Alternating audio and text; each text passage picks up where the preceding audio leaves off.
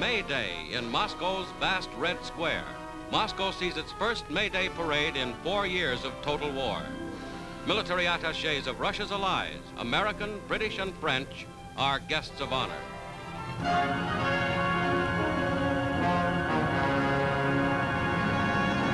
Marshal Stalin, with President Kalinin, Marshal Voroshilov, and other high Soviet officials, mounts the reviewing stand to salute Russia's fighting men.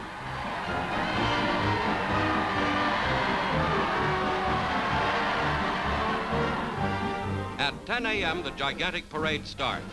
A masked Red Army band is first in line as Soviet Russia hails the dawn of victory.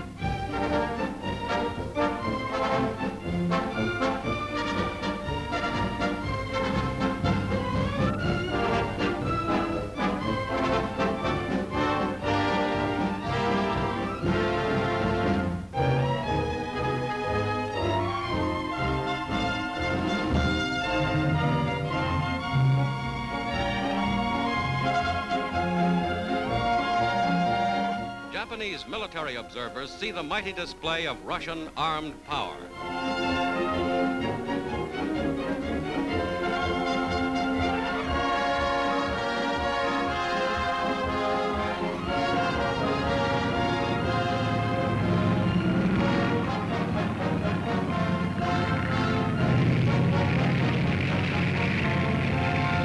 Russian rocket launchers on American Lend-Lease trucks.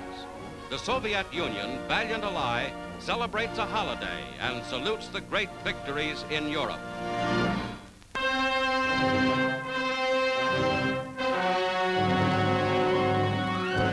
Into a police court in Oslo, Norway, comes Vidkun Quisling to plead for his life. One of the war's most notorious traitors faces retribution for his crimes as the judge enters and the first preliminary trial of a major war criminal begins.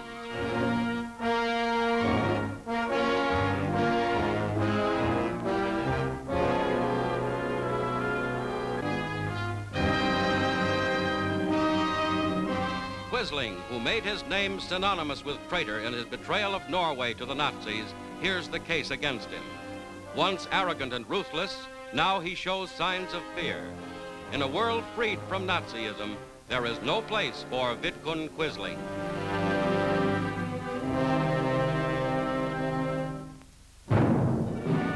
From Allied headquarters aboard the Patria at Flensburg, North Germany, orders go out for the arrest of the last top Nazis.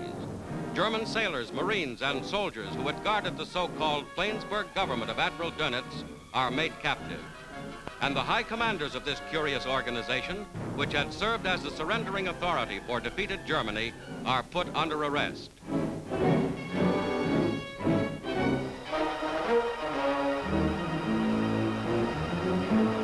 In this castle at Flensburg, General Admiral von Friedeberg lies dead beneath a picture of Dönitz. Von Friedeberg participated in Germany's unconditional surrender. Arrested, he took poison. Colonel General Alfred Jodl, Chief of Staff, leaves the enemy's Flensburg headquarters for internment. Jodl signed the German surrender to Eisenhower in Reims. Flensburg's gun placements never saw action. Now, the Fuhrer of the beaten Third Reich, Grand Admiral Dönitz himself, comes out under Allied arrest. With Jodl, he walks through a tunnel in the Flensburg compound to imprisonment. A fanatical Nazi, Dönitz was the commander of Germany's unrestricted submarine warfare.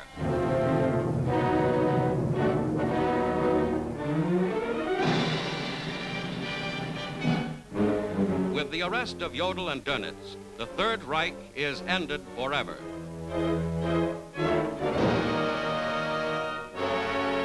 In Luneberg lies the body of the most hated man in Europe, Heinrich Himmler, chief of the Nazi secret police and the savage SS troops. Captured while posing as a civilian, Himmler was carrying tiny vials of poison. Under examination, he bit into one concealed under his tongue. Propped up for official photographs, this Nazi who terrorized a continent has met in violent death his proper end.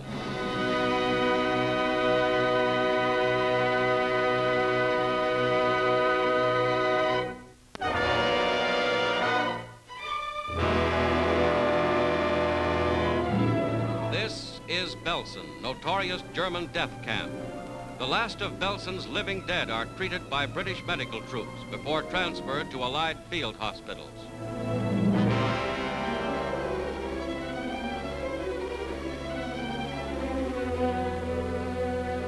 Insecticide is applied to liberated prisoners. Of the 29,000 who survived the appalling filth and disease of Belsen, 500 are children. These former enemies of the Reich will now receive human care and medical attention. Belsen's commandant, Joseph Kramer, murderer of countless thousands, is now a prisoner. British flame tanks fire the flimsy buildings.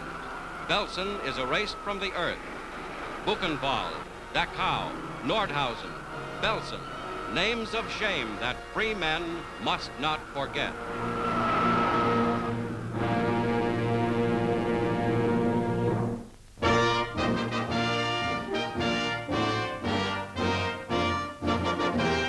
President Harry S. Truman delivers a warning of the blows that are yet to fall upon Japan.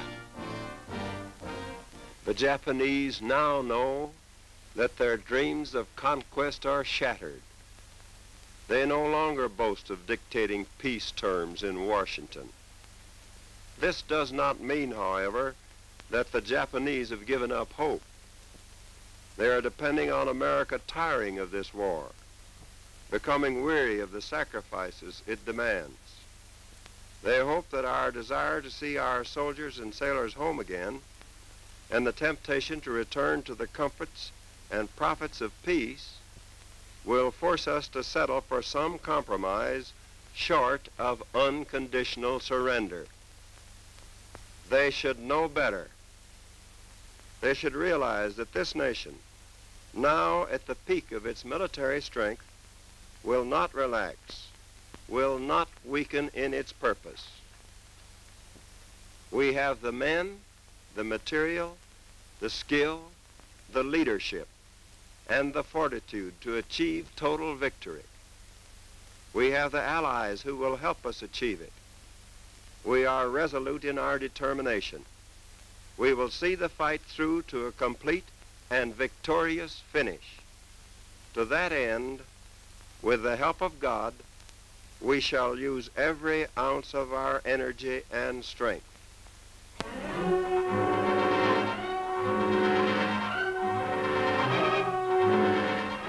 Near Naha, capital of Okinawa, in the American advance on the enemy, a Marine tank strikes a Japanese landmine. The 34-ton vehicle is overturned and lies burning, with 4 of her crew trapped inside. One crew member, thrown clear by the explosion, staggering with shock, comes in as Marines fight to rescue the 4 men inside. But the flames reach the tank's ammunition.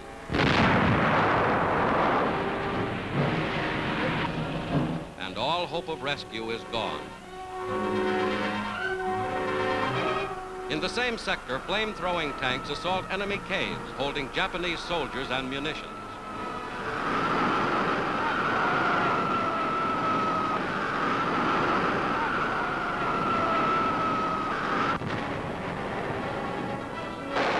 Destruction is total. These actions accompany the 10th Army's bitter fight for the southern tip of Okinawa. One after another, Japanese positions are burned out. The Japanese have already conceded the tactical loss of Okinawa, a costly but indispensable gain in the war on Japan.